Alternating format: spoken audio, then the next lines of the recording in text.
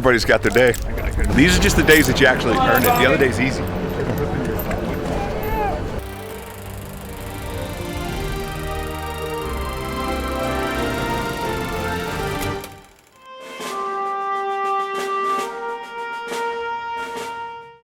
Pretty much everything you'd need to survive in the Wild West. We learned how to work cattle, we learned how to ride horses, we learned how to throw lassos, we learned how to crack bullwhips, gun twirling, sort of like antiquated pistol skills and all that. So pretty much all this stuff that the 6-year-old boys and all of us were just jumping with joy about.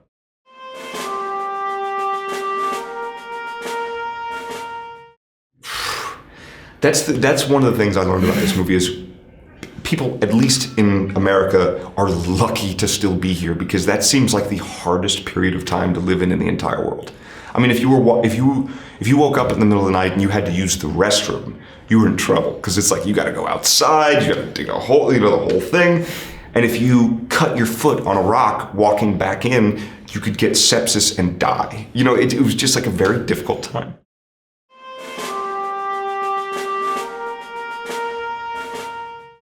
I don't know, I kind of like cars and TV and air conditioning and modern conveniences a little bit. It'd be fun to vacation, but I don't think I'd like to live there. It was fun because when we were actually shooting the movie, we were living there. We slept there, we camped, the whole thing, so it felt very authentic, very real.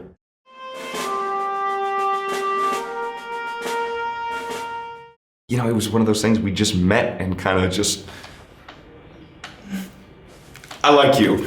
I like you too. And we just sort of hit it off, which was really fortunate because such a big part of this movie is how well the chemistry between the Lone Ranger and Tonto works. And fortunately for our relationship, we got along so well, so it just seemed easy.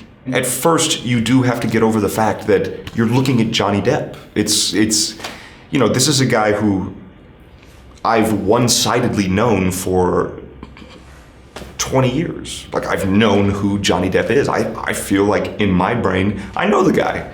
So he looks at me and has no idea who I am. It's like a weird psychological thing. But then you realize it doesn't matter who he is. We're both actors. We're both here to do our job, and we're both very excited about it. So let's make it the best we possibly can.